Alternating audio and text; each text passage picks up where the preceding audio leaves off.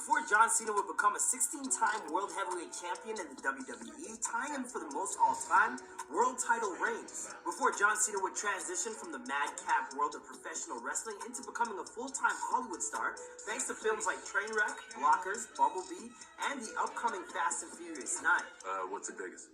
I heard there's something called SummerSlam. Oh.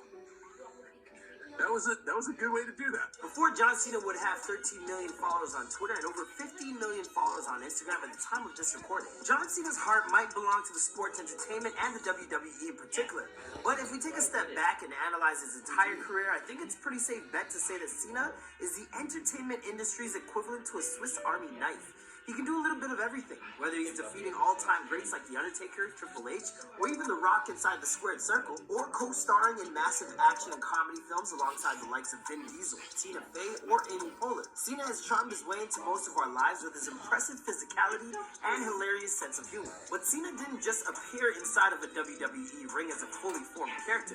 In fact, back when he was a kid, being a wrestler was the furthest thing from his mind, while he was training each and every day to become a professional bodybuilder. So how did a kid from Massachusetts eventually find himself as the face of a billion-dollar business? Stay tuned before they're famous to find out. Hey, what's poppin', guys? It's your boy Marlon Palmer. Recent drops in the series have included looks at Whistle and Diesel and Badman Kevo.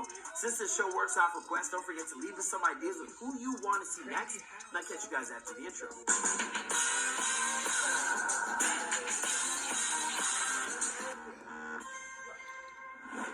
John Felix Anthony Cena Jr. was born on April 23, 1977, in West Newbury, Massachusetts, to his mother Carol Cena and his father John Felix Anthony Cena Sr. His father is of Italian descent, while his mother comes from French, Canadian, and English stock.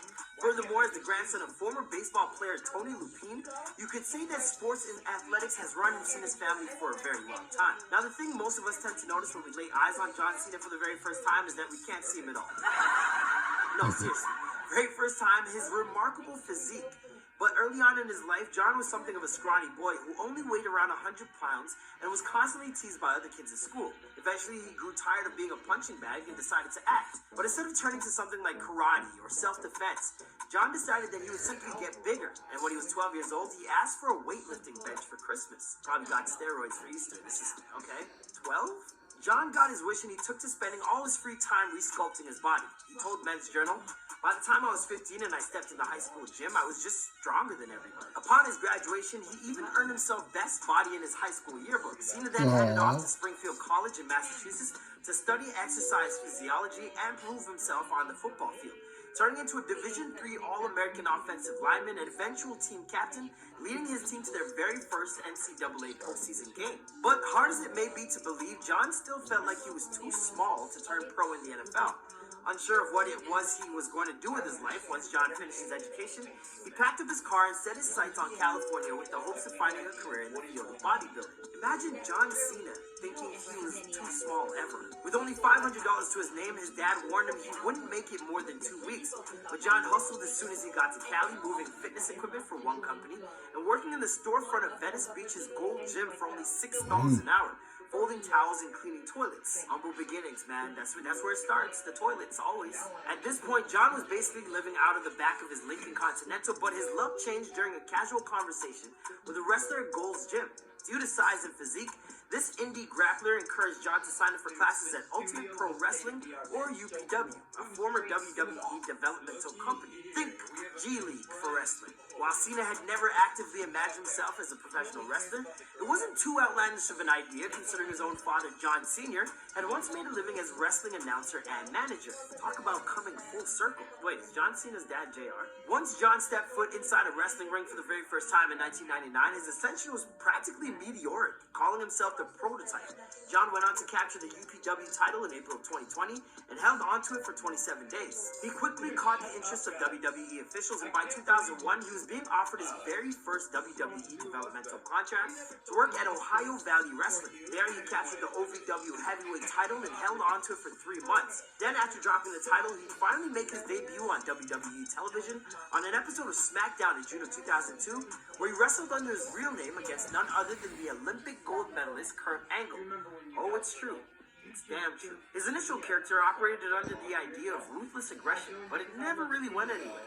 Within a few months, WWE officials were seriously considering releasing him. Then, while on the road with wrestlers like Rikishi, Rey Mysterio, and owner Vince McMahon's daughter Stephanie, Cena took part in an impromptu freestyle rap session and blew everyone away. Suddenly, Cena had the makings of a new gimmick. John Cena, Rey Mysterio, and Rikishi in a freestyle battle. I didn't have it on my bingo card. I didn't. By Halloween of 2002, Cena had settled into the character that would make him world famous. A wrestler who rapped freestyles before his matches, nicknamed the Doctor of Thugonomics. Less than 2 years later, Cena would capture his first WWE Singles title when he defeated The Big Show at WrestleMania 20. The following year, at WrestleMania 21, Cena would become the WWE Champion for the very first time, defeating John Bradshaw Layfield. In the years since, Cena has gone on to have arguably one of the most successful professional wrestling careers of all time. Not only did he become the face of WWE television, carrying the company on his substantial shoulders for nearly an entire decade, but he would also go on to hold the record for most. This trick to get gas for a penny is going to get banned in the U.S. This ex-programmer got fired from his job at a German car manufacturer. The record for most world championships, tied with none other than the living legend Ric Flair. In fact, John's held the WWE title specifically a record 13 times, which is 3 times more than the closest next wrestler, Cena's one-time rival, Randy Orton. But when you're as successful as Cena was for as long as Cena was, eventually you live long enough to see yourself become the villain. Ironically enough, it was WWE officials' refusal to ever turn Cena into a heel or a bad guy that eventually had him wearing thin with a substantial part of their audience. In other words, John Cena was too good. Y'all got bored? Over the years, a large portion of the WWE universe grew tired of Cena's shtick, and more specifically, his impeachable hold over the top of the card. Cena held on to his spot for as long as he could, but eventually came to the realization that it would probably be better to serve him to step away from WWE full-time and develop his acting resume, something he began to lay the foundations for early on in his career. Back in 2006, Cena starred in his very first film that WWE produced, The Marine. 3 years later, he followed that role up with another WWE-produced action flick, 12 Rounds. Typical of most WWE-produced movies, both films were pretty generic and didn't earn Cena a whole lot of attention for his thespian chops. Cena would return to the silver screen in 2015's Trainwreck, starring Amy Schumer and Bill Hader. Directed by Judd Apatow, this film gave Cena his first opportunity to work with a director who was capable of getting the most out of him, and John wound up turning in a hilarious performance as Amy's former boyfriend. And I do mean hilarious. He actually killed this. I'm not gonna lie, I wasn't expecting it. After popping up next in comedies like Sisters and Daddy's Home, it seemed like Cena had finally found his calling card as a comedic actor.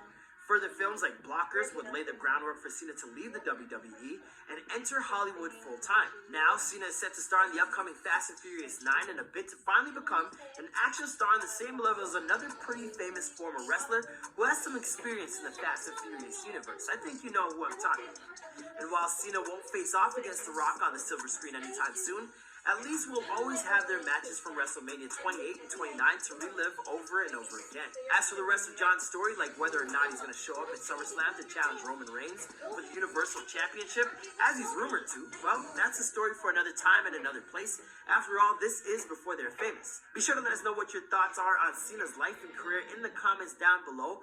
Follow us on Instagram at Before They're Famous to vote on what's next, and I'll catch you guys in the next video. Bye!